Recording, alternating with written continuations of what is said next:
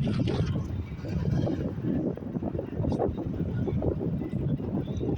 everyone, this is Shweta. Welcome to UPSC वाला. वापस आ गए हम आपके लिए एक नया सेशन लेके. लेकिन आज का जो हमारा सेशन है वो काफी स्पेशल होने वाला है, क्योंकि आज हम हिस्ट्री नहीं पढ़ने वाले हैं बल्कि यूपीएससी एग्जाम पैटर्न और सिलेबस के बारे में डिस्कस करेंगे.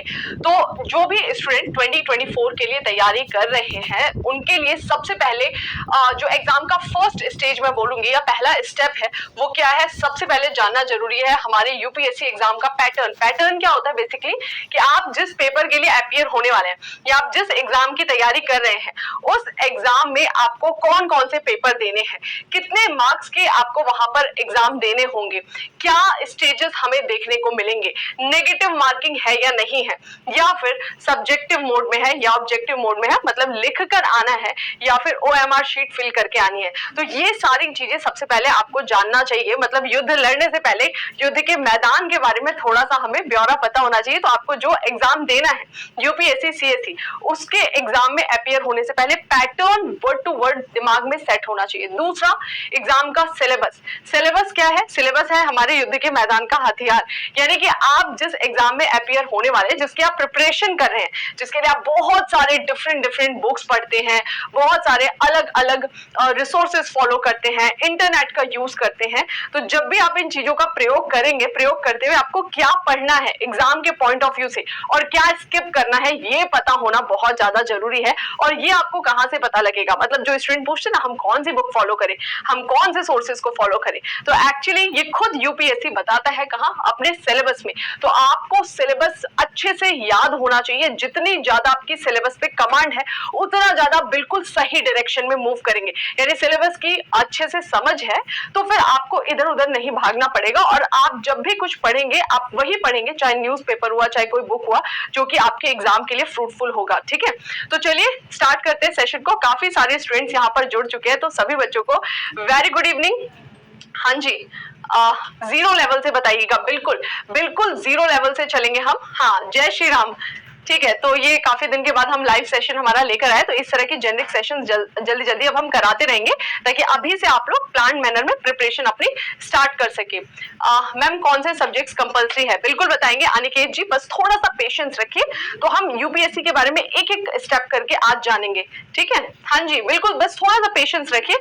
हाँ, वेरी गुड इवनिंग भाई. स्टार्ट करते हैं, जानते हैं हम थोड़ा सा कि एग्जाम पैटर्न क्या है और सिलेबस क्या है. तो यूपीएससी सीएससी अगर मैं एग्जाम की बात करूं तो ये जो एग्जाम है वो आपका ओवरऑल डेवलपमेंट करके फिर आपको as a administrative officer appoint करता है.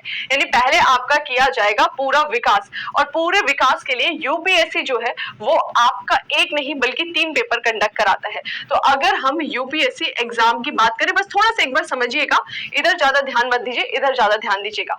यूपीएससी सीएससी का जो एग्जाम होता है इसमें आपकी एक नहीं बल्कि 3 स्टेजेस हैं जिसको आपको 1 बाय 1 क्रॉस करना होगा. मतलब 3 सीढ़ियां हैं, 3 पड़ाव हैं. इन तीनों पड़ाव को क्रॉस करने के बाद जाकर आप as a administrative officer appoint होते हैं. सबसे पहले जो हमारी सीढ़ी है, ये पहला स्टेज है, इसको हम क्या बोलते हैं? प्रिलिमिनरी एग्जाम, या फिर इसे बोला जाता है प्रारंभिक परीक्षा. ओके, ये फर्स्ट स्टेज है. अगर आप इसे पास कर जाते हैं तो आपको मौका मिलेगा दूसरे स्टेज में जाने के लिए. दूसरा स्टेज जो है जिसे हम क्या बोलते हैं बच्चों? मेंस का एग्जाम बोलते हैं, या फिर इसे बोला जाता है मुख्य परीक्षा. प्रारंभिक परीक्षा तो आपको ऊपरी तौर पर परखता है. जो ये मेंस या फिर मुख्य परीक्षा है ये आपको पूरी तरह से जो आपका कंसेप्चुअल नॉलेज होता है उसके बारे में जानकारी लेता है. कौन? आपका मेंस का एग्जाम. और जब आप मेंस का एग्जाम पास कर जाएंगे तब आपको मौका मिलेगा कहां पर? इंटरव्यू. यानी कि जो फाइनल स्टेज है जिसे हम बोलते हैं हमारा साक्षात्कार. तो ये जो इंटरव्यू या फिर पर्सनैलिटी टेस्ट है, यूपीएससी ये भी देखता है कि आपके अंदर क्या पेशेंस लेवल है, आपके अंदर क्या वो समझदारी है, आपके अंदर क्या चीजों को मैनेज करने की क्वालिटी है. तो फाइनली आपका इंटरव्यू टेस्ट होता है. नॉलेज के साथ साथ यहाँ पर आपकी पर्सनैलिटी परखी जाती है और फिर जाकर आपको एक पूरी जिम्मेदारी दी जाती है. ठीक है, तो बेसिकली यूपीएससी सीएससी का एग्जाम जो है वो 3 स्टेजेस वाला है. 1 बाय 1 मैं आपको यहाँ पर डिटेल से समझाने वाली हूँ. बस पहला स्टेज, ये पास करोगे तो इधर पहुंचोगे, ये पास करोगे तो इधर पहुंचोगे, और फिर यहाँ पास करते हो तो बनता है आपका फाइनल सिलेक्शन. ठीक है, तो ये था आपका एक ओवरव्यू. अब 1 बाय 1 हम थोड़ा सा डिटेल से जानेंगे. हाँ जी, क्या हो गया भाई? ठीक है, चलिए तो स्टार्ट करते हैं. सबसे पहले preliminary exam UPSC CSC preliminary exam का पैटर्न क्या है और इसका सिलेबस क्या है। अगर हम बात करें प्रिलिमिनरी एग्जाम के पैटर्न की, तो जो पहला पेपर है यूपीएससी का या जो प्रारंभिक परीक्षा है, इस पेपर में आपके 2 कंपल्सरी एग्जाम लिए जाते हैं। यानी जब भी आप यूपीएससी सीएससी फॉर्म भरते हैं फरवरी में, तो आपका मई के आसपास एग्जाम होता है। जैसे 2024 का ऑलरेडी डेट डिसाइड है कि मई में आपका प्रीलिम्स का एग्जाम होगा। तो जिस दिन आप प्रारंभिक परीक्षा देने जाएंगे उस दिन आपको 2 पेपर देने हैं। एक ही दिन में 2 पेपर होंगे। पहला जिसे बोला जाता है जनरल स्टडीज पेपर 1, ओके। दूसरा जिसे बोला जाता है जनरल स्टडीज पेपर 2 या फिर इसको सीसेट या सिविल सर्विसेज एप्टीट्यूड टेस्ट के नाम से जाना जाता है। यानी प्रिलिमिनरी का एग्जाम एक ही दिन होता है। इस एक ही दिन में प्रारंभिक परीक्षा में आपको 2 पेपर देने होंगे। पहला जिसे आप बोलते हैं क्या बच्चों, सामान्य अध्ययन पेपर 1, ओके। दूसरा जिसे आप बोलते हैं सामान्य अध्ययन पेपर 2। और ये दोनों पेपर जो है सेम डे कंडक्ट कराए जाते हैं। इतनी बात सभी के समझ में आ गई, ओके। सामान्य अध्ययन पेपर 1 और सामान्य अध्ययन पेपर 2 एक ही दिन में 2 अलग अलग शिफ्ट में कराए जाते हैं। मॉर्निंग शिफ्ट में जीएस पेपर 1 और आफ्टरनून जो आपका है जीएस पेपर 2 लिया जाता है, ओके। अब अगर मैं इन दोनों पेपर की बात करूं, थोड़ा सा इसको समझते हैं। ये पेपर किस तरह के होते हैं, मल्टीपल चॉइस टाइप के। यानी जब आप इस एग्जाम को देने जाते हो, एग्जाम हॉल में बैठते हो, तो आपको मिलता है एक क्वेश्चन पेपर और उस क्वेश्चन पेपर के साथ आपको क्या मिलती है, ओएमआर शीट मिलती है, ओके। ओएमआर शीट जिसमें छोटे छोटे सर्कल बने रहते हैं, ओके। तो यहाँ पर आपको कुछ लिखना नहीं है। जो आपको क्वेश्चन पेपर दिया जाएगा उस क्वेश्चन पेपर से देखना है आपको कौन सा आंसर आता है। जो जो आंसर आते हैं उस पर टिक करते रहना है और जैसा आपको कंफर्टेबल होता है, जैसी भी आपने प्लानिंग की होती है, उस हिसाब से आपको ओएमआर शीट फिल कर आना है। यानी एक क्वेश्चन के 4 आपको ऑप्शंस दिए जाएंगे। ऑब्जेक्टिव टाइप का या मल्टीपल चॉइस टाइप का आपका जीएस पेपर 1 कंडक्ट कराया जाता है। साथ ही जीएस पेपर 2 जो आप नेक्स्ट शिफ्ट में देंगे, इसमें भी यही होता है। आपको एक क्वेश्चन पेपर दिया जाएगा और साथ में उसके ओएमआर शीट दी जाएगी और आपको इसके हिसाब से अपना ओएमआर शीट यानी आंसर जो है उसके गोले भर कर आने हैं, ठीक है। तो इस तरीके का पेपर होता है आपका प्रिलिमिनरी एग्जामिनेशन। इसे स्क्रीनिंग टेस्ट भी कहते हैं, ओके। दूसरा आगे क्या बोल रहा है, ये पेपर कितने समय के लिए लिया जाता है। दोनों पेपर का जो समय निर्धारित किया है वो 2 घंटे का। जीएस पेपर 1 के लिए भी आपको पूरे 2 घंटे का समय दिया जाता है। जीएस पेपर 2 के लिए भी आपको 2 घंटे का समय दिया जाता है। इन 2 घंटे में आपको कितने क्वेश्चंस करके आने होते हैं, तो जीएस पेपर 1 में टोटल नंबर ऑफ क्वेश्चंस कितने पूछे जाते हैं, 100 क्वेश्चन। और जीएस पेपर 2 में टोटल नंबर ऑफ क्वेश्चन कितने पूछे जाते हैं, 80 क्वेश्चन पूछे जाते हैं, ओके। तो इसमें 100 प्रश्न आते हैं। एक प्रश्न का कितना मूल्य दिया होता है, 2 अंक, ओके। यानी हर एक क्वेश्चन पर 2 नंबर आपको दिए जाते हैं। तो टोटल अगर हम बात करें जीएस पेपर 1 कितने मार्क्स का होता है, टोटल 200 मार्क्स का जीएस पेपर 1 कंडक्ट कराया जाता है।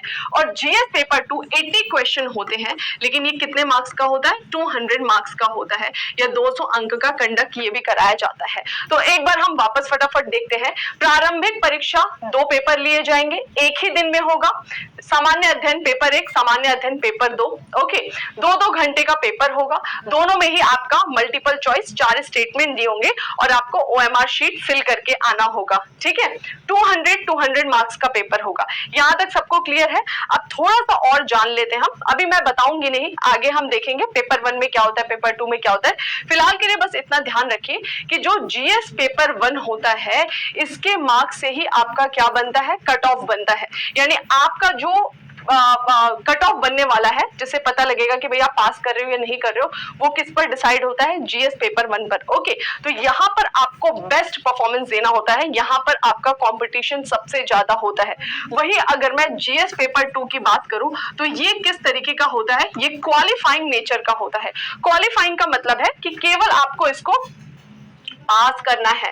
80 में से इतने ही प्रश्न बनाकर आने, 33% आप स्कोर कर लो, पास हो जाओ। लेकिन ये कंपलसरी है, दोनों पेपर कंपलसरी है। यानी जो क्वालिफाइंग है इसको भी आपको पास करना जरूरी है अगर आप क्वालिफाई नहीं कर पाए तो फिर आपका ये पेपर का कोई वजूद नहीं है, आप फेल ही माने जाओगे। क्लियर हो गया?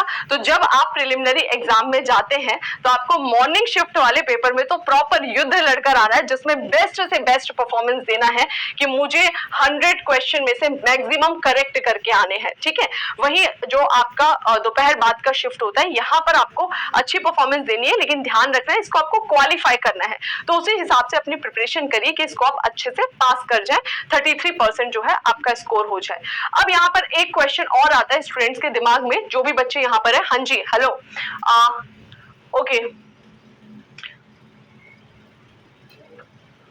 ठीक है। अभी देखो थोड़ा सा और आगे बढ़ते हैं, थोड़ा सा और जानते हैं कि जब आपको मल्टीपल चॉइस टाइप का क्वेश्चन मिल रहा है और ओएमआर शीट भरने का मन करता है या फिर पेपर में मिल रहा है, तो कई बच्चे अक्कड़ बक्कड़ बम्बे वो खेल के सारा का सारा ओएमआर शीट भर के आ जाते हैं, यानी 100 में से 100 क्वेश्चन, 80 में से 80 क्वेश्चन। तो ये अच्छा होता है कब? जब हमारा नेगेटिव मार्किंग नहीं होता है। लेकिन यूपीएससी आपको अक्कड़ बक्कड़ बम्बे वो खेलने का मौका नहीं देगा। यूपीएससी ने यहाँ पर रखा है नेगेटिव मार्किंग, कि आप जब एग्जाम हॉल में बैठिए तो थोड़े से अलर्ट हो जाइए और आप उन्हीं क्वेश्चन को कर कर आइए जिस पे आपको श्योरिटी है या फिर जहां पर आपको लगता है कि इसके सही होने के चांसेस बढ़ जाते हैं। क्योंकि यूपीएससी का जो प्रिलिमिनरी एग्जाम है, यहाँ पर हमें क्या दिखाई देता है बच्चों? नेगेटिव मार्किंग होती है। ठीक है, तो ये थोड़ा सा ध्यान रखना है। ये है आपका प्रीलिम्स एग्जाम का पैटर्न। सभी के समझ में आ गया? इसको आप अच्छे से याद कर लेंगे, दिमाग में बैठा लेंगे। जितना ज्यादा आपके पैटर्न याद रहेगा, जितने अच्छे से क्लैरिटी रहेगी, उस हिसाब से आप आगे अपनी स्ट्रेटेजी बना सकते हैं। अब दिमाग में क्वेश्चन ये आ रहा होगा कि जो जीएस पेपर 1 है और जो जीएस पेपर 2 है, इसमें पूछा क्या जाता है। तो अब आ जाते हैं हम हमारे प्रीलिम्स एग्जाम के सिलेबस पे। ये हिंदी में लिखा हुआ है, आई थिंक सबको समझ में आ गया होगा, इतना कुछ खास इंग्लिश नहीं था वो। जनरल स्टडीज पेपर 1, दोनों लैंग्वेज में अभी हम देखेंगे। जनरल स्टडीज पेपर 1 की अगर मैं बात करूं या फिर सामान्य अध्ययन जो पेपर 1 है, इसमें क्या क्या पूछा जाता है। एक ही पेपर है, 100 क्वेश्चन पूछे जाएंगे, 100 क्वेश्चन। कितने मार्क्स का पूछा जा रहा है? तो 200 मार्क्स का पूछा जा रहा है। तो अब बात करते हैं कि 100 क्वेश्चन जो है ये कहां से पूछे जाते हैं, कौन कौन से सब्जेक्ट्स आपको इसके लिए प्रिपेयर करने होंगे। तो सबसे पहले बात करते हैं हिस्ट्री ऑफ इंडिया या Indian national movement. History of India, Bharat का इतिहास। तो भारत का इतिहास क्या है? पूरे भारत का इतिहास यहाँ पर पूछा जाता है प्रिलिमिनरी एग्जाम में। यानी यहाँ पर आपका एंशिएंट हिस्ट्री, प्राचीन भारत का इतिहास पूछेगा, यहाँ पे मध्यकालीन भारत का इतिहास पूछेगा और यहाँ पर आधुनिक भारत का इतिहास पूछेगा। तो भारतीय इतिहास पूछा जाता है प्रारंभिक परीक्षा में। अब आप बोलोगे स्पेशली ये भारतीय इतिहास क्यों बोला? क्योंकि अगर हम केवल हिस्ट्री की बात करें तो हिस्ट्री तो दोनों हो सकती है, एक विश्व का इतिहास भी होता है और एक भारत का इतिहास भी होता है। अच्छा, यानी प्रिलिमिनरी एग्जाम में वर्ल्ड हिस्ट्री नहीं पूछा जाएगा, क्योंकि यहाँ पर विश्व इतिहास या फिर केवल इतिहास की बात नहीं की गई है। तो आपको ध्यान रखना है कि यूपीएससी सीएससी प्रारंभिक परीक्षा में आपका history of India, ancient, medieval, modern से रिलेटेड, प्राचीन, मध्यकालीन और आधुनिक भारत से रिलेटेड क्वेश्चन पूछे जाते हैं। और Indian national movement modern history का ही पार्ट है। हमारा भारतीय स्वतंत्रता आंदोलन बहुत इंपॉर्टेंट है, यहाँ पर स्पेशली एम्फेसाइज किया गया है, क्योंकि ये हमारा एक फ्रीडम स्ट्रगल है। जब हम किस तरह से अपने आप को आजाद कराते हैं, वो पूरी स्टोरी यहाँ पर बताई गई है। तो इस पर आपको थोड़ा ज्यादा ध्यान देना होता है। ठीक है, आगे बढ़ जाते हैं। Current events of national and international important, यानी हमारे जितना भी करंट अफेयर है वो पूछा जाएगा। लेकिन करंट अफेयर केवल देश का नहीं बल्कि विदेश की भी जो भी रिसेंट में हुई घटनाएं हैं वो सब पूछी जाएंगी। अब बच्चे यहाँ पे काफी डाउटफुल होते हैं कि भाई करंट अफेयर जो है वो हमें कितने समय का तैयार करना चाहिए। देखिए, समय जैसा करंट अफेयर के लिए कुछ नहीं होता है। जनरली जो भी अभी आप आज से भी न्यूज़पेपर पढ़ेंगे तो आज से 6 महीने पुराने की घटना भी वहां पर आ सकती है, मतलब उसका भी वहां पर विश्लेषण हो सकता है। 2 महीने पुरानी घटना का भी विश्लेषण हो सकता है। तो हम समय एग्जैक्ट निर्धारित नहीं कर सकते। बस ये है कि कोशिश की जाती है कि हम जो है 18 मंथ का अपना करंट अफेयर एटलीस्ट कवर कर ले, यानी 1 साल से 1.5 साल तक, 12 महीने से 18 महीने तक का करंट अफेयर कवर कर ले। तो अभी आप लग जाइए अपना नेक्स्ट ईयर, अगर आपका टारगेट है तो नेशनल इंटरनेशनल इंपॉर्टेंस के करंट अफेयर को प्रिपेयर करेंगे सिलेबस को देखते हुए। ठीक है, यूपीएससी सीएससी का जो सिलेबस है उसके आसपास ही आपको घूमना है। अगला, मतलब वो नहीं कि इसने इसको मारा जाकर वो पढ़ रहा है, स्पेशली वो हमारे किसी काम का नहीं है। ठीक है, Indian polity and governance, constitution, constitution, political system, Panchayati Raj, public policy, rights and issues. यानी आपके कुछ क्वेश्चन किससे पूछे जाते हैं? भारतीय संविधान यानी जो हमारा इंडियन कॉन्स्टिट्यूशन है, हमारा जो गवर्नेंस है, इससे रिलेटेड भी कुछ क्वेश्चन पूछे जाते हैं। ओके, आगे बढ़ जाते हैं। Next, geography. ज्योग्राफी के कंटेक्स्ट में यहाँ पे क्लियरली बोला गया है इंडियन एंड वर्ल्ड ज्योग्राफी, यानी भारत और विश्व दोनों भूगोल यहाँ पर पूछा जाता है। और मैप आपको बहुत अच्छे से आना चाहिए। यहाँ पर काफी सारे क्वेश्चन ऐसे हैं जो डायरेक्टली इनडायरेक्टली मैप से रिलेटेड होते हैं, तो मैपिंग आपको अच्छे से कवर करना होगा। और ज्योग्राफी भी कौन सी, यहाँ पर स्पेशली मेंशन किया गया है कितने सुंदर तरीके से, physical, social, economic geography of India and the world, यानी कि भारत का जो भौतिक भूगोल है, भारत का सामाजिक और भारत का आर्थिक, विश्व का भी भौतिक, सामाजिक, आर्थिक, इन तीनों भूगोल को आपको अच्छे से पढ़ना है। प्रिलिमिनरी एग्जाम में इससे रिलेटेड क्वेश्चन पूछे जाते हैं। आगे बढ़ जाते हैं। इकोनॉमी से रिलेटेड क्वेश्चन, इकोनॉमी मतलब जो आपका काफी सारे क्वेश्चन है इकोनॉमी रिलेटेड पूछे जाते हैं, लेकिन हम उसको अलग से थोड़ा सा नहीं देख पाते हैं क्योंकि इकोनॉमी, करंट अफेयर काफी कुछ मिक्स हो जाता है। तो इकोनॉमी का अच्छा वेटेज है और थोड़ा सा कवर करने में भी इजी रहता है। आगे बढ़ जाते हैं। नेक्स्ट है general issues on environment, ecology, biodiversity, climate change. अभी इसको एक अलग सब्जेक्ट के रूप में जगह दे दिया गया है क्योंकि भाई हमारे पूरे, अगर मैं वर्ल्ड कंटेक्स्ट में बात करूं तो आजकल इतने सारे एनवायरमेंटल इश्यूज आ चुके हैं, बहुत सारी पर्यावरणीय घटनाएं हो रही हैं जिसको हमें फेस करना पड़ा। उसमें से बहुत ही एक फेमस है जिसे हम बोलते हैं ग्लोबल वार्मिंग, है ना। तो इस तरीके की काफी सारी प्राकृतिक आपदाएं हैं जो मनुष्य को देखने को मिल रही है, इसलिए यूपीएससी ने अलग से इसको यहाँ पे हाईलाइट कर दिया है। तो आपको यहाँ पर पर्यावरण, पारिस्थितिकी, बायोडाइवर्सिटी, जैव विविधता, इनसे रिलेटेड भी क्वेश्चन को तैयार करना होगा। प्लस जनरल साइंस, यहाँ पर एक और चीज हाईलाइट की गई, जनरल साइंस। काफी सारे ऐसे स्टूडेंट थे, मैं इधर देख रही हूँ, मैंने देख लिया भाई आप लोगों को। चलिए ठीक है मैम, कौन से सब्जेक्ट कंपलसरी? अनिकेत जी बस थोड़ा सा वेट करिए, अभी हम आएंगे। जो हमारे 2 कंपलसरी सब्जेक्ट्स हैं उनकी हम बात करेंगे, सॉरी जो हमारे सब्जेक्ट्स कंपलसरी हैं उसकी हम बात करेंगे प्रिलिमिनरी में दोनों, ठीक है। बाकी आप किस कंटेक्स्ट में पूछे थोड़ा वो और मुझे बताइएगा। हाँ, एक चीज और मैं आपको बता रही थी, क्या बता रही थी? हाँ, जनरल साइंस। तो कुछ ऐसे भी स्टूडेंट हैं जो कि आर्ट्स बैकग्राउंड से होते हैं, ह्यूमैनिटीज के सब्जेक्ट से पढ़ाई करते हैं, तो उनको लगता है कि अरे यार ये हमारा साइंस वाला पोर्शन तो वीक है। देखो यूपीएससी क्लियरली बोल रहा है जनरल साइंस, आपको उसमें पीएचडी नहीं करना है, ठीक है। तो बेसिक जो है 6 से 10 तक की एनसीईआरटी आपकी अच्छे से कवर होनी चाहिए। बायोलॉजी के लिए 12th के आपको कुछ चैप्टर्स कवर करने होते हैं। तो बेसिक जो साइंस है जो आपने स्कूल में पढ़ा होता है 10th तक, तो सॉरी 9th बाद चेंज हो जाता है, तो बेसिक ही साइंस जो है वो आपको यहाँ पे कवर करना, बहुत हाई फाई लेवल पर नहीं जाना है। बेसिक जो कंसेप्ट है आपके वो देखने हैं, फिजिक्स, केमिस्ट्री, बायोलॉजी के, ठीक है। आगे बढ़ जाते हैं। डेवलपमेंट, सस्टेनेबल डेवलपमेंट, पॉवर्टी हो गया, इंक्लूजन हो गया, डेमोग्राफीज हो गया, सोशल सेक्टर इनिशिएटिव हो गया, इनसे रिलेटेड भी आपके कुछ क्वेश्चन पूछे जाते हैं। यानी कि कुल मिलाकर अगर हम समरी देखें हमारे जीएस पेपर 1, यानी कि जो प्रश्न पूछे जाते हैं 100 क्वेश्चन पूछे जाते हैं, तो 100 क्वेश्चन में से कुछ क्वेश्चन पूछे जाते हैं इतिहास के, कुछ भूगोल के, ठीक है, कुछ अर्थव्यवस्था के, कुछ राज व्यवस्था के। तो ये 4 सब्जेक्ट्स पर तो आपकी अच्छे से कमांड होनी चाहिए। हिस्ट्री, ज्योग्राफी, पॉलिटी, इकोनॉमी, इसको आपको अच्छे से कवर करना है, ठीक है। तो कई बच्चे आजकल बिल्कुल करंट अफेयर के पीछे भागते हैं, नहीं, जीएस जो आपका ऑलरेडी है, जो आपका कोर है, उसको कभी नहीं भूलना है। ये कोर सब्जेक्ट ही आपको मेंस तक ले जाएगा, ठीक है। मेंस में भी यही कोर सब्जेक्ट काम आएंगे। तो अच्छे से आपको अपना history, geography, polity, economy cover करना है। फिर इसके बाद हमारा साइंस है, एनवायरमेंट, इकोलॉजी, इस पर आप थोड़ी सी अपनी पकड़ बनाइए, लेकिन ये थोड़ा सा बेसिक लेवल का ही पूछता है, बहुत अपर लेवल का नहीं पूछता है। और फिर थोड़ा अपना करंट अफेयर हो गया, उस पर थोड़ा सा कमांड बनाइए। बस इन्हीं कुछ सब्जेक्ट्स को लेकर चलिए, फिर देखिए आपका प्रीलिम्स कितने अच्छे से क्लियर हो जाता है या कवर हो जाता है, ठीक है। चलो आगे बढ़ जाते हैं। Next, general studies paper 2। Recently अभी यूपीएससी सिविल सर्विसेज का जो एग्जाम हुआ था, काफी सारे ऐसे बच्चे थे बड़े दुखी थे जनरल स्टडीज पेपर 2 को लेकर, यानी सी सेट के पेपर को लेकर, ठीक है। सी सेट के पेपर को लेकर दुखी इसलिए क्योंकि ह्यूमैनिटीज बैकग्राउंड के बच्चों को बड़ी शिकायत होती है और होनी भी चाहिए कि भाई हमारा ये सब पोर्शन जो है वीक और इस लेवल के क्वेश्चन पूछे जाते हैं। लेकिन कोई बात नहीं, हमें घबराना नहीं है, हम एग्जाम दे रहे हैं तो कोई बात नहीं, जितना भी टफ पूछे हम नेक्स्ट टाइम और अच्छे से अटेम्प्ट करेंगे और हम अपनी प्रिपरेशन उसी लेवल पर लेकर रखेंगे, ठीक है।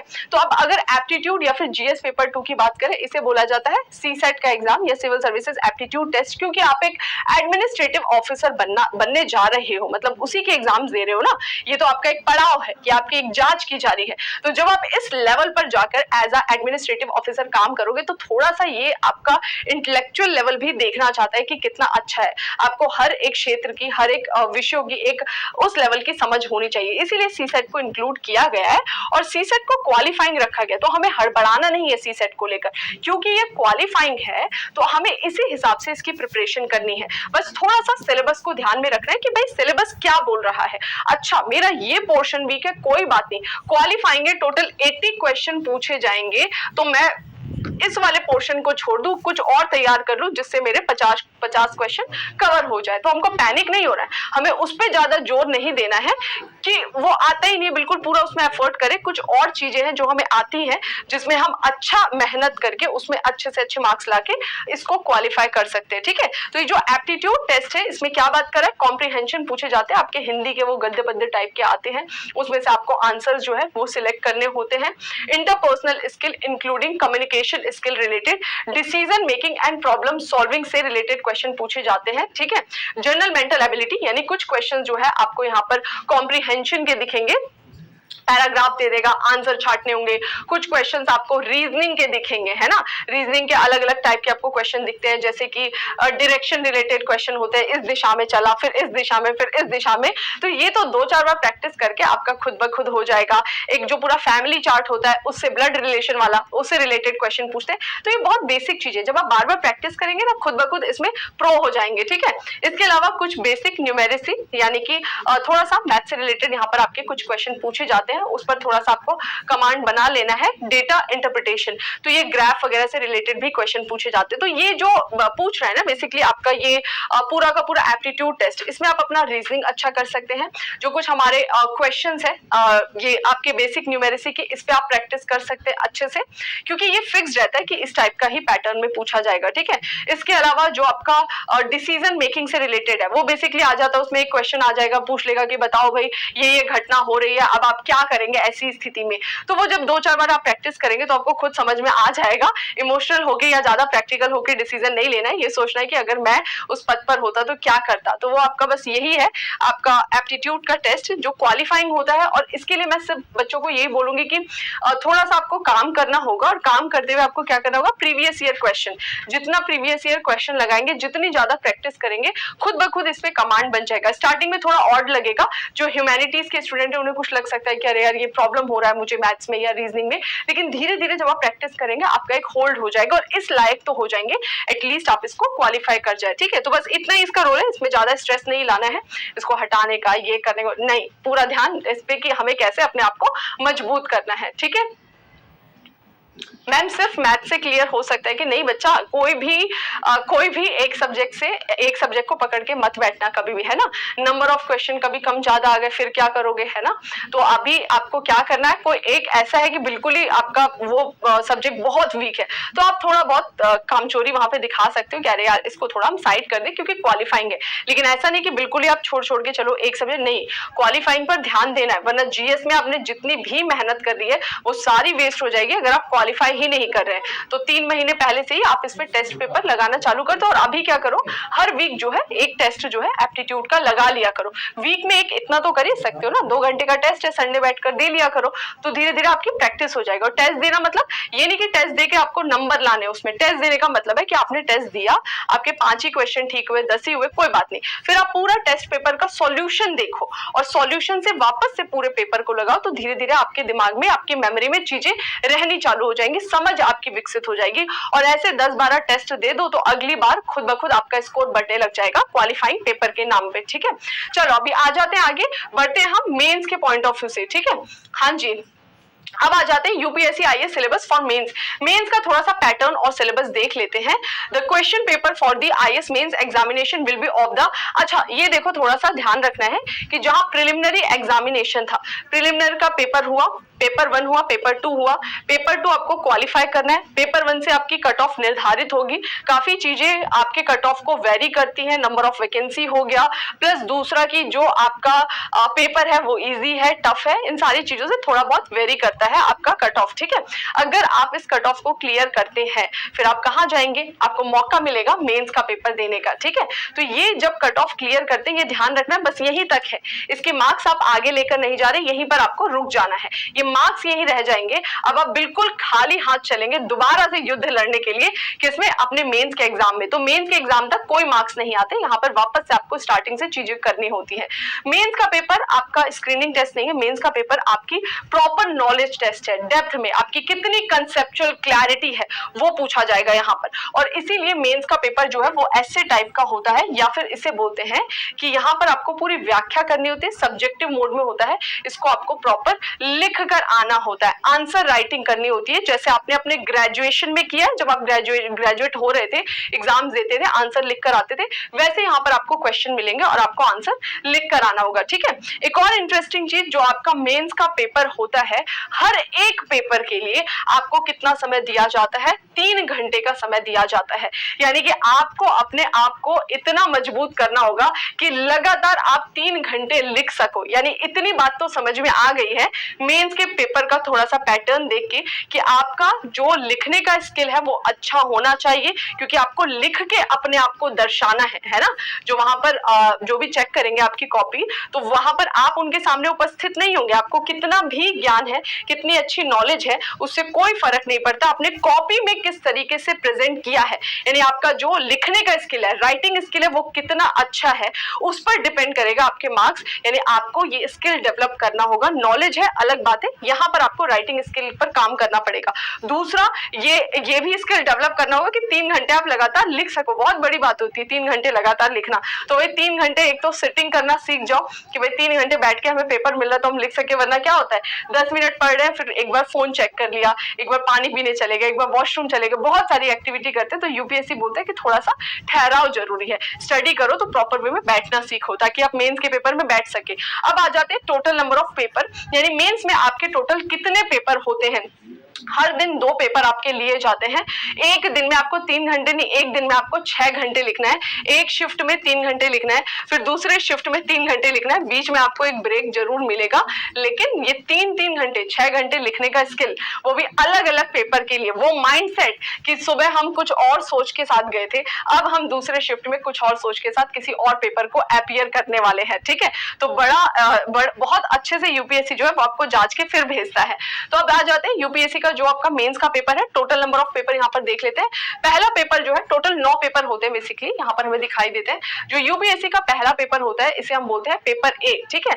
और दूसरा paper paper B. Paper A और पेपर बी के बारे में थोड़ा सा आप समझ लीजिए कि ये जो दोनों ही पेपर हैं ये 300 नंबर के लिए जाते हैं। इसको मैंने स्पेशली क्यों हाईलाइट किया, क्योंकि ये दोनों ही पेपर कैसे नेचर के हैं, क्वालिफाइंग नेचर के हैं, ठीक है। इन दोनों पेपर को केवल आपको पास करना है, ओके, इसके मार्क्स आगे नहीं जाएंगे।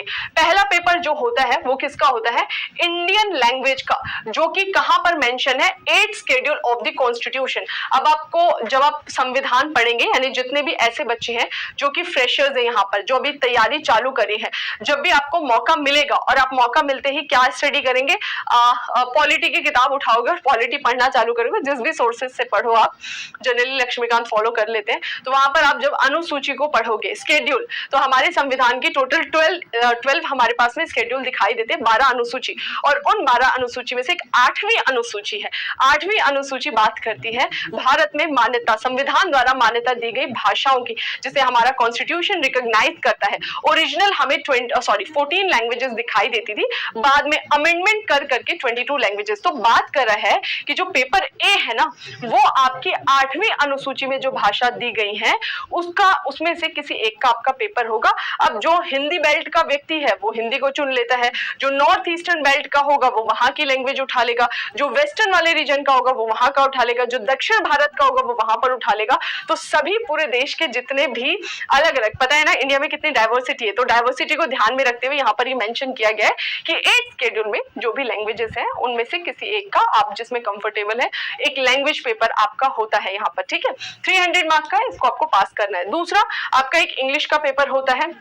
इंग्लिश के पेपर को लेके बच्चे बड़े दुखी हो जाते हैं, स्पेशली हिंदी मीडियम वाले, कि भाई हम कैसे करें, यहाँ पर लिख कर आना इंग्लिश में। तो देखो बहुत पैनिक नहीं होना है, आप एज अ एडमिनिस्ट्रेटिव ऑफिसर काम करने वाले जब आप बन जाएंगे ना, तो एक साल के बाद आप खुद ही इंग्लिश में सारा बोलने लग जाएंगे, बहुत सारा काम जो है वो कंफर्टेबल हो जाते हैं उसे करने में। तो आगे चलकर भी आपको ये करना है। अगर आप ये सोच रहे हैं कि नहीं काश ये इंग्लिश का हट जाता ना, फिर मैं बन जाता आईएएस ऑफिसर बन जाता तो बहुत मजा आ जाता, लेकिन जब आप ऐसे आईएएस ऑफिसर बनते तो भी आपको ये सीखना है, चाहे आप अभी सीखो चाहे आप तभी सीखो, रोकर आप सीखो चाहे हंस के सीखो, ये सीखना पड़ेगा। वहां जाकर भी आपको बहुत सारे चैलेंजेस होंगे अगर आपका लैंग्वेज इंग्लिश बहुत ज्यादा वीक है, क्योंकि इंडिया में बहुत डाइवर्सिटी है ना। अब आप किधर पहुंचोगे पता नहीं, कहाँ जाने वाले हो नहीं पता है ना। तो इस वजह से इंग्लिश का यहाँ पर एक क्वालिफाइंग पेपर लिया जाता है। तो कभी भी इसको लेकर पैनिक नहीं होना कि अभी क्यों दे दिया, इसको हटा दो, नहीं नहीं, ये आगे के लिए बोल रहे हैं कि आगे आपको परेशानी ना हो जब आप काम करने जाएं, तो इसलिए अभी थोड़ा सा सीख लो। और हम सिर्फ इसमें क्वालिफाइंग की बात करें तो इतना प्रैक्टिस करिए कि आप 300 में से क्वालिफाइंग मार्क्स लाके इसे निकाल सके। तो बस इन दोनों पे इतनी मेहनत करनी है कि इसको आपको पास कर लेना है। अब आ जाते असली यहाँ से वो चीजें जो हमें आगे लेकर जानी है, वो मार्क्स जो हमें आगे लेकर जाने हैं, ये है वो सब्जेक्ट्स जो कि आपको इंटरव्यू तक लेकर जाएंगे, प्लस यही वो सब्जेक्ट है जिनके मार्क्स इंटरव्यू में ऐड हो जाएंगे और फाइनल मेरिट लिस्ट में इन मार्क्स का बहुत ज्यादा रोल होने वाला है। ओके, तो अब आ जाते हैं एक पेपर होता है आपका एस्से का, ठीक है।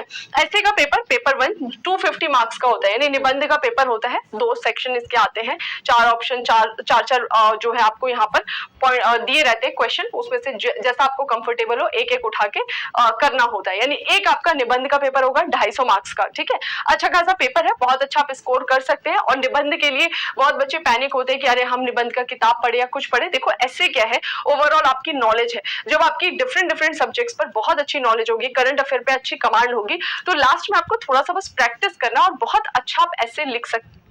तो ऐसे लिखने के लिए अलग से पढ़ने का नहीं, जितना ज्यादा आपका नॉलेज होगा, जितनी कंसेप्चुअल क्लैरिटी होगी सब्जेक्ट में, जो आप डाइवर्सिटी देखते हैं वो आपके एस्से में दिखाई देने लग जाएगी, ठीक है। और ये लंबा प्रोसेस है एस्से। पहले ये जीएस जो है उस पर आपकी अच्छी कमांड होनी चाहिए। 4 जीएस के पेपर होते हैं, कौन कौन से? GS paper 1, general studies paper 1, general studies paper 2, general studies paper 3, general studies paper 4, यानी सामान्य अध्ययन 1 2 3 4, ये 4 पेपर होते हैं। और चारों ही पेपर आपके 250 मार्क के होते हैं। क्या आता है वो थोड़ा सा हम अभी डिस्कस करेंगे। 250 250 250 250, यानी 4 250 नंबर के पेपर आपके होते हैं, मोस्ट इंपॉर्टेंट है। और इसमें जो चीजें हैं ना, काफी कुछ वही है जो आप प्रिलिमिनरी एग्जाम के जीएस पेपर 1 में पढ़कर आए थे। History, geography, polity, economy, science, environment, current affair, तो जितना वो वहां स्ट्रांग होगा यहाँ पर हेल्प करेगा। तो प्रिलिमिनरी एग्जाम में जीएस पेपर 1 पे बहुत कमांड बनाओ ताकि वो मेंस में आपके लिए हेल्पफुल हो सके, ठीक है। इसके अलावा हमारे 2 वैकल्पिक विषय के पेपर लिए जाते हैं। आपका वैकल्पिक विषय या फिर जिसे हम ऑप्शनल सब्जेक्ट कहते हैं, ऑप्शनल सब्जेक्ट तो आपका एक ही होता है, यानी टोटल आपका एक ही वैकल्पिक विषय का पेपर होगा। लेकिन ये जो ऑप्शनल सब्जेक्ट होता है ना, इसके पेपर 2 लिए जाते हैं। विषय एक है लेकिन इस एक विषय के 2 पेपर होते हैं। समझ में आ गया? पेपर 1 पेपर 2 क्लियर हो गया। और ये जो है ना, ये बहुत इंपॉर्टेंट रोल प्ले करता है फाइनल सिलेक्शन में कि आप सिलेक्ट हो रहे या नहीं हो रहे, क्योंकि ऑप्शनल जो है ना वो आपकी अपने खुद का सब्जेक्ट है, उस पर आपका खुद का एक कमांड होता है। तो जितना ज्यादा आपका वैकल्पिक विषय अच्छा तैयार होगा, ओके, क्योंकि ये जनरल कॉम्पिटिशन जनरल से थोड़ा अलग कर देता है। अगर आपका इतिहास है वैकल्पिक विषय, तो केवल आपके उन्हीं बच्चों से फाइट है जो कि इतिहास अपना वैकल्पिक विषय लेकर चल रहे हैं। अब इतिहास का आपका पेपर आ रहा है, आपने बहुत अच्छा परफॉर्मेंस दे दिया है ना, अच्छे डिजिट में मार्क्स ले आए, तो यहाँ पर आप इन बच्चों से थोड़ा सा अपने आप को अलग कर लेंगे, थोड़ा आगे बढ़ जाएंगे, ठीक है।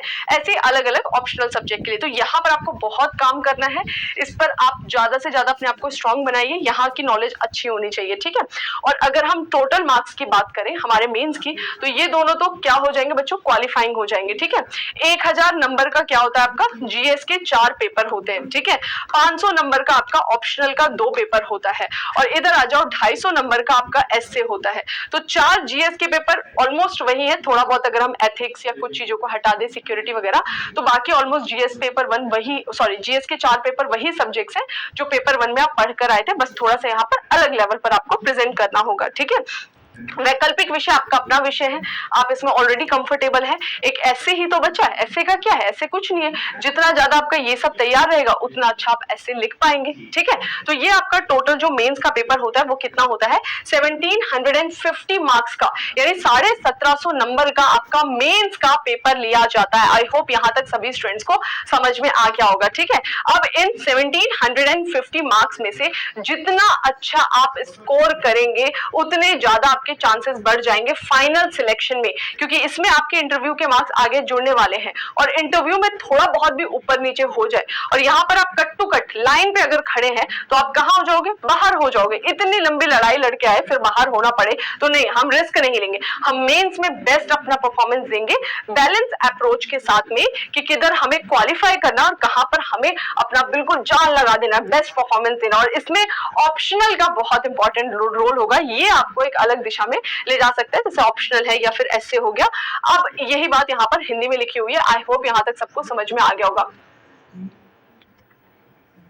मैम इनमें से कौन से सब्जेक्ट कंपल्सरी, सारे ही सब्जेक्ट, ये सारे पेपर आपको देने हैं, ये सारे पेपर आपको देने हैं। ठीक है, पेपर 1 पेपर 2 ये दोनों आपका क्वालिफाइंग है। ठीक है, क्वालिफाइंग का मतलब है केवल इसको पास करना है, इसके नंबर जो है आगे नहीं जाएंगे। ठीक है, और बाकी यहाँ पे बाकी पेपर लिए जा रहे हैं, एक ऐसे, 2 ऑप्शनल, 3 सब्जेक्ट ये हो गए, 4 जीएस के 7 सब्जेक्ट हो गए। तो मेंस के टोटल 9 पेपर होते हैं, 9 में से 2 क्वालिफाइंग नेचर के हैं, बाकी 7 वो है जिसके नंबर आगे जाएंगे। 1750 मार्क्स का ये पेपर लिया जाता है। ठीक है, चलो अभी बढ़ जाते हैं हम आगे।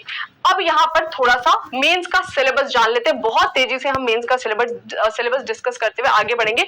एक बार मुझे हाँ मैम जीएस पेपर 1 में कौन कौन से सब्जेक्ट आते हैं, पेपर 2 में कौन से आते हैं, सब बताएंगे। पेपर 1 पेपर 2 पेपर 3 पेपर 4 चारों का हम देख लेंगे। ठीक है, थोड़ा सा पेशेंस रखो, बस पहुंच ही रहे हैं, बीच में ऐसे बता दूंगी गड़बड़ा जाएगा। ठीक है, हाँ बिल्कुल अभी बताएंगे, बस थोड़ा सा रखिए। ठीक है, यहाँ तक सबको क्लियर है। करंट अफेयर कैसे तैयार करें, देखो करंट अफेयर तैयार करने के लिए मैं सबसे पहले बोलूंगी कि एक तो डेली बेसिस पे न्यूज़पेपर को आप पढ़ो। आप कई बच्चे बोलते हैं द हिंदू पढ़े, ये पढ़ो, आप जिसमें कंफर्टेबल हो पहले तो आप वो पढ़ना चालू करो।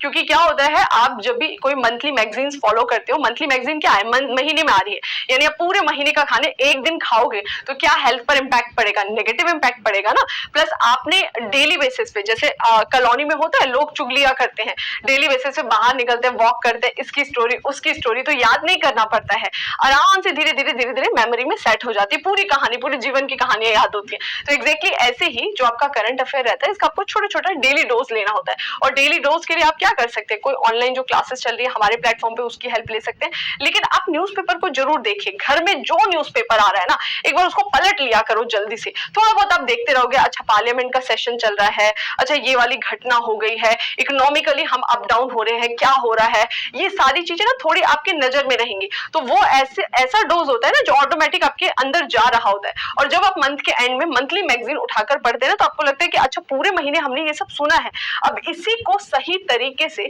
ये मंथली मैगजीन रिप्रेजेंट कर रही है, तो ऐसे आपका करंट अफेयर तैयार हो जाएगा। बस इतना ही करना है, उसको इतना बोझ बना लिया ना हमने करंट अफेयर को कि करंट अफेयर अच्छा बहुत मेहनत करना है, इसे भी पढ़ लो, उसे पढ़ लो, उसे पढ़ लो, और कुछ नहीं पढ़ पाते हैं।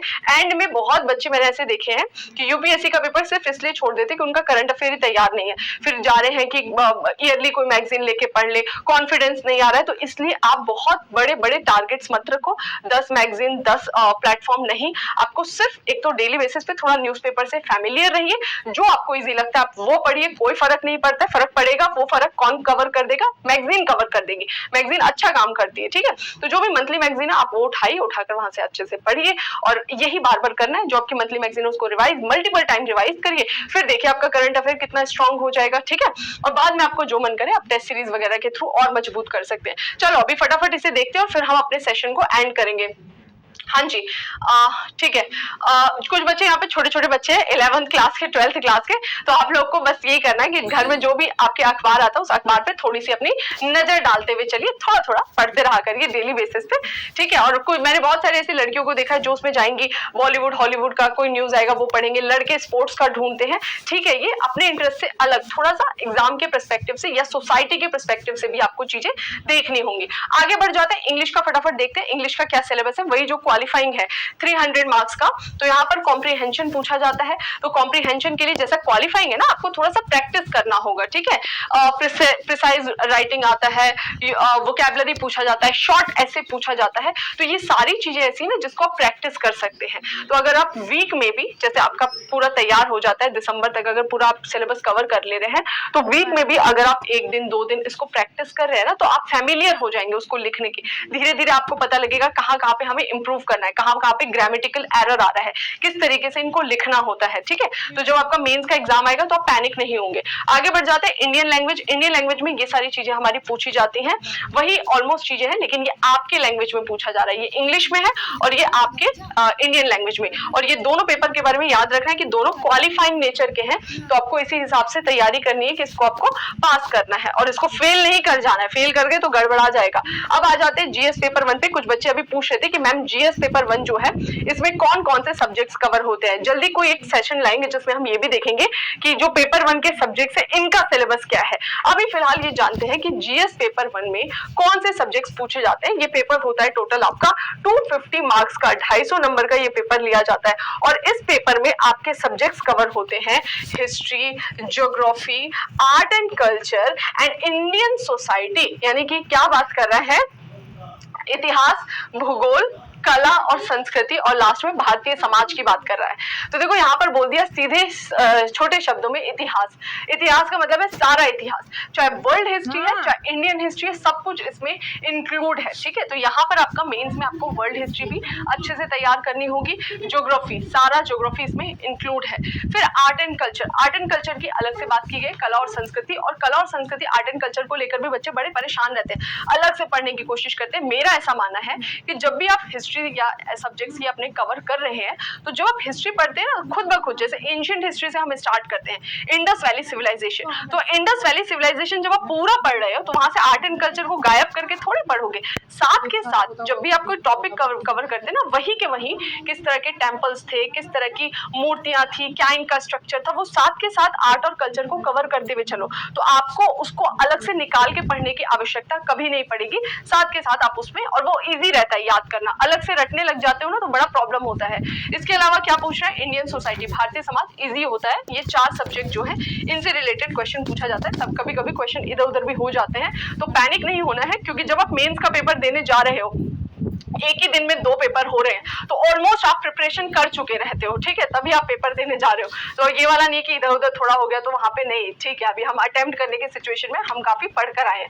आगे बढ़ते हैं, नेक्स्ट है जीएस पेपर 2। जीएस पेपर 2 आपका किसका होता है, governance, constitution, polity, social justice, IR, international relation से रिलेटेड क्वेश्चन पूछे जाते हैं। ये यहाँ पे आपका एक्स्ट्रा ऐड हो जा रहा है। प्रिलिमिनरी एग्जाम में कुछ करंट रिलेटेड तो आईआर पूछ लिया जाता है, स्पेसिफिक नहीं। तो यहाँ पर ये चीज जो है ना, वो मेंस के पॉइंट ऑफ व्यू से आपको अच्छे से तैयार करना होगा, और ये वैसे भी तैयार होगा अगर आप लोग न्यूज़पेपर या मैगजीन पढ़ रहे हैं ना, तो ये ऑलमोस्ट करंट रिलेटेड ही पूछा जाता है। तो आईआर आपका खुद ब खुद तैयार होता रहेगा। सोशल जस्टिस हो गया। इसके अलावा जो हमारा इंडियन पॉलिटी है, कॉन्स्टिट्यूशन, गवर्नेंस, इसको आपको अच्छे से तैयार करना होगा। ऑलरेडी आप पढ़कर भी आए होगे प्रीलिम्स में, बस थोड़ा सा और यहाँ पर आपको काम करना होगा, ठीक है। आगे बढ़ जाते हैं, नेक्स्ट क्या बोल रहे हैं, जीएस पेपर 3। जीएस पेपर 3 में हमारा कौन सा सब्जेक्ट आएगा, इकोनॉमिक्स। किधर है भाई, है कि नहीं, ये है इकोनॉमिक डेवलपमेंट, यानी कि जो हमारी भारतीय अर्थव्यवस्था है, ये आपको अच्छे से पढ़ना होगा, ठीक है।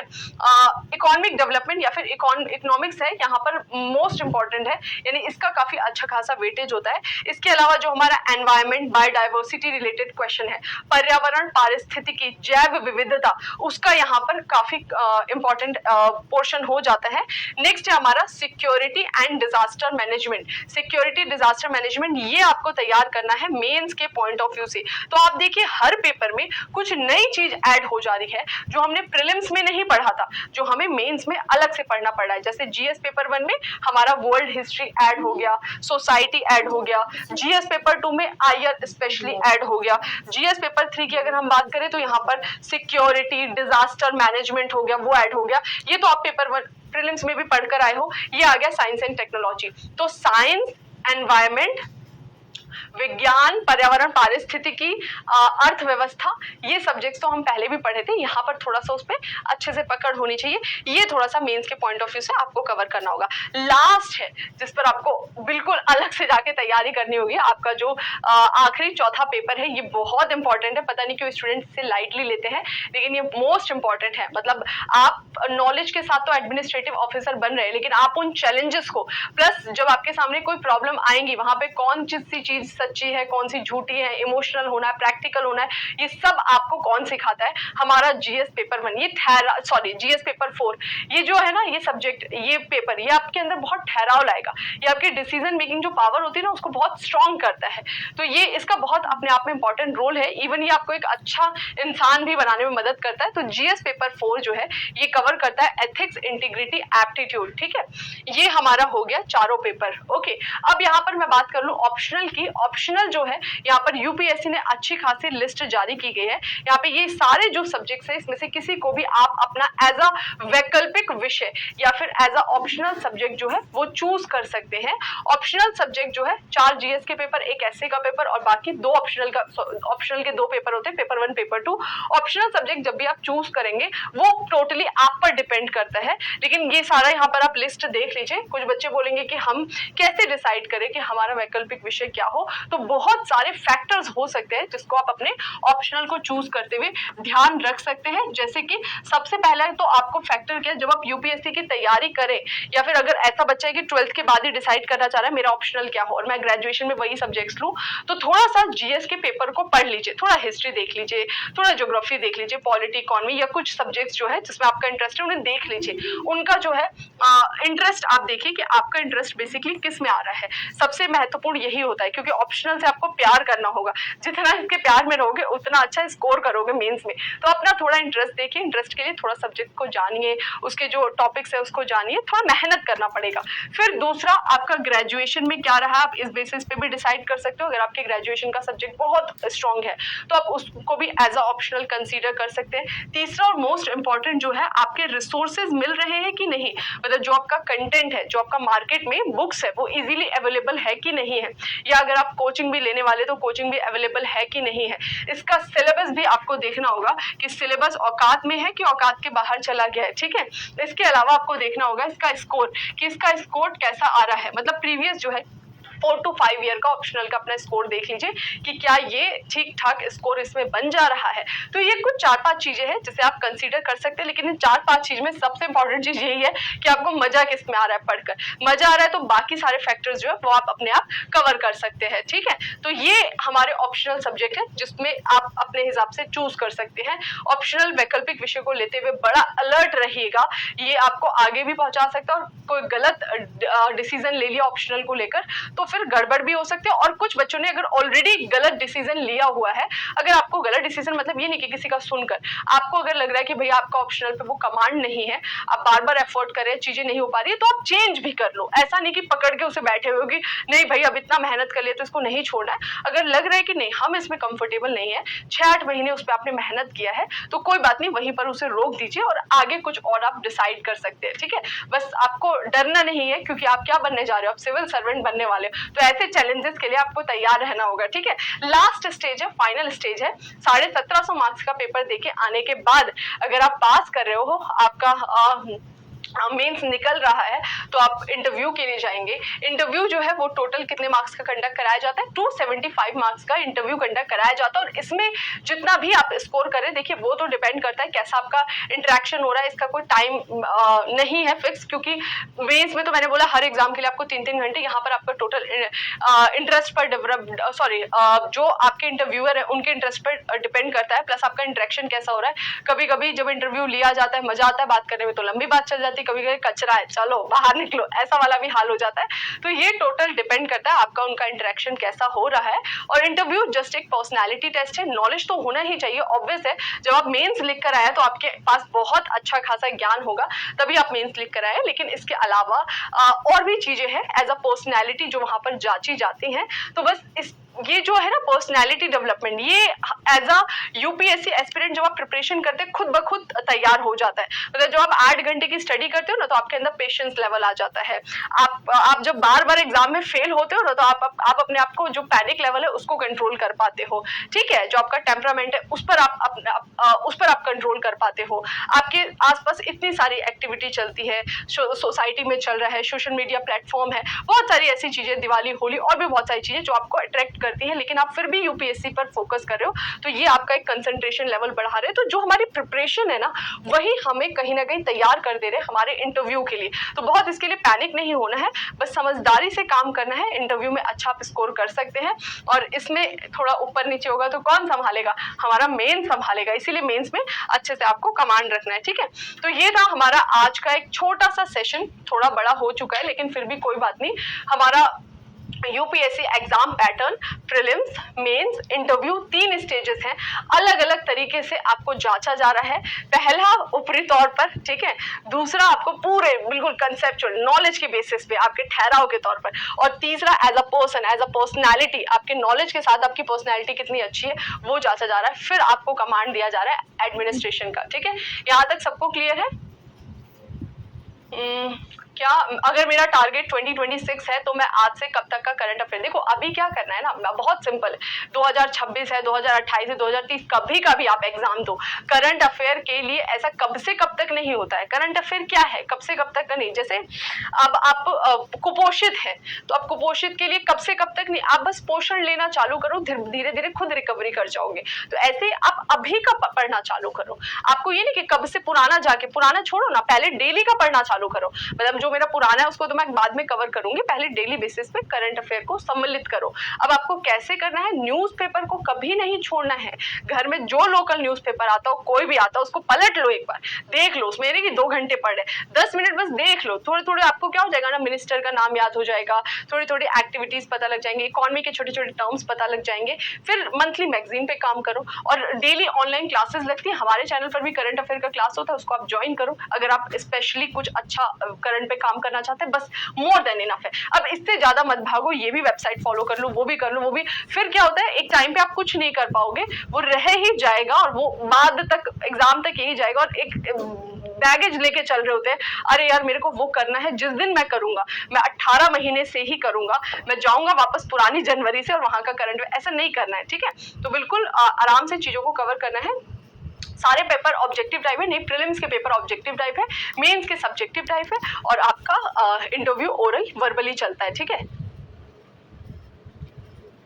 चलिए यहाँ तक आई थिंक सभी को मैम हिंदी ले सही है, देखो सारे ही सही है, ऑप्शनल। हिंदी अच्छा सब्जेक्ट है, छोटा है, ठीक है, मतलब छोटा तो ऑप्शनल है तो क्या ही होगा, लेकिन हाँ ठीक है, कवर कर सकते हैं आप अच्छे से। तो ये देखो, ये सब क्या लेना नहीं लेना वो आप पे डिपेंड करता है। मैंने तो बस आपको यहाँ पे थोड़ा सा एक बता दिया गाइडेंस वाइज। आई थिंक यहाँ तक सभी स्टूडेंट्स को क्लियर हो गया है। हाँ, करंट अफेयर पढ़ना क्या, आप बस डेली न्यूज़पेपर पढ़ो, एक महीने में मैगजीन ले आओ। जैसे बचपन में कहानियां पढ़ते थे छोटे छोटे चाचा चौधरी टाइप का, तो ऐसे ही मैगजीन लाके उसको रीडिंग मार लेने का, कहीं कहीं पॉइंट लगे उसको हाईलाइट कर लो, और फिर जब मौका लगे दोबारा कभी रिवीजन कर लो। उसको बैगेज की तरह मत लेकर चलो। जब भी आप बोझ बना लोगे ना तो आप कभी नहीं कुछ कर पाओगे। बोझ नहीं बनाना है उसको, एंटरटेनमेंट वाइज क्या रहे, अच्छा चलो ये पढ़ रहे हैं, पढ़ के अंडरलाइन कर लिया, बस अब अगली बार पढ़ेंगे, कभी मौका मिले 15 दिन में। तो यहाँ तक मैं समझती हूँ सबको क्लियर हो गया होगा। बाकी अभी सेशन काफी टाइम हो चुका है, जल्दी इस तरह के और भी हम लाइव सेशंस लाएंगे कुछ और इन्फॉर्मेशन के साथ। तो आप लोग को क्या करना है, कमेंट सेक्शन में वीडियो आने के बाद बताइए कि मैम अगला जेनरिक सेशन किस पे कराए, ऑप्शनल पर कराए, जीएस पे कराए, कोई और चीज आप जानना चाहते हैं यूपीएससी से रिलेटेड वो बताइए, ताकि हम उस पर स्पेशली आपको गाइड कर सके, ठीक है। तो चलिए फिर आज के सेशन को यही रोकते हैं। बाकी आप लोग अपना ध्यान रखिएगा, रिवीजन करते रहिएगा। और हाँ, मेरी मंडे जो है हिस्ट्री की क्लास आती है, तो कल रात 8 बजे आपको हिस्ट्री की क्लास मिल जाएगी। आप उसे देखिए, हिस्ट्री का पूरा सीरीज पड़ा हुआ है, उसको अच्छे से फॉलो करिए। इनशीट अभी चल रहा है, बहुत अच्छी आपकी उस पर कमांड हो जाएगी, ठीक है। तो चलिए फिर मिलते हैं नए सेशन में, तब तक अपना ध्यान रखिए, रिवीजन करते रहिए। Thank you.